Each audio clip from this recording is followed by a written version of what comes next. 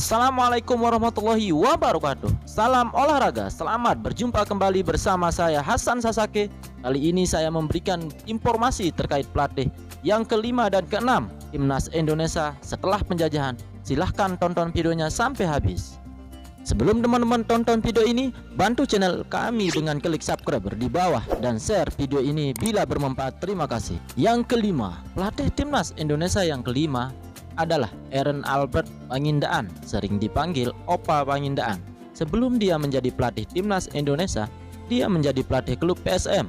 Selama dia melatih di PSM, dia melahirkan pemain-pemain profesional seperti Ramang, Suardi Arlan, dan Nur Salam sebagai trio penyerang paling profesional pada waktu itu. Opa Pangindaan ingin menyatukan anak bangsa lewat persepakbolaan.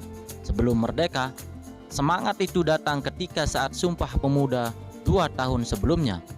Waktu Sumpah Pemuda itu, semua bersepakat persatuan sepak di seluruh Indonesia bernama Sepak Raga. Mereka akhirnya sepakat memilih Suiratin Sosroegondo sebagai ketua yang pertama di markas Indonesia Voetbal Bond Magelang.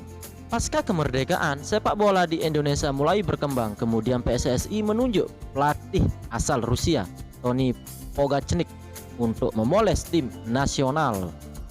Lalu Opa Pangindaan terpilih menjadi asisten Tony karena pengalaman dan prestasinya di tingkat klub.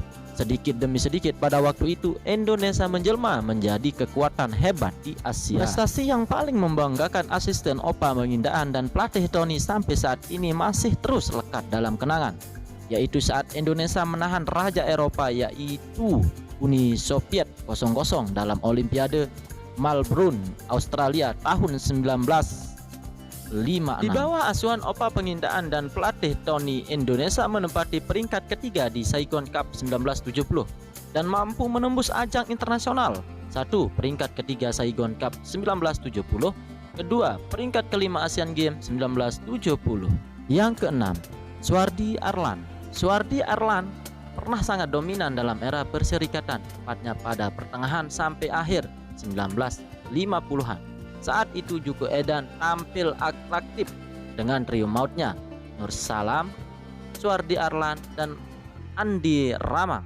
Waktu itu masih dilatih oleh Opa Pangindaan. Selepas Suardi gantung sepatu, melanjutkan karirnya sebagai pelatih PSM Makassar pada pertengahan 1960-an. Sebagai pelatih PSM, Suardi meraih trofi juara Piala Yusuf 1965 dan Perserikatan 1965 sampai 1966, di mana saat itu Ramang masih bermain.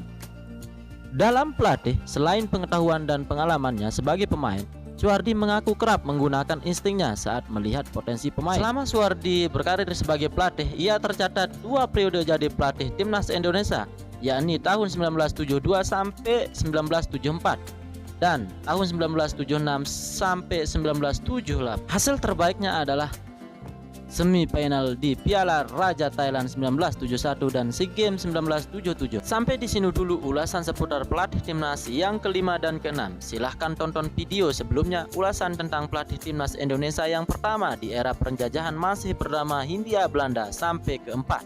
Dan saya sudah taruh linknya di deskripsi. Dan nantikan ulasan pelatih Timnas yang ke-7 dan ke-8 di video berikutnya.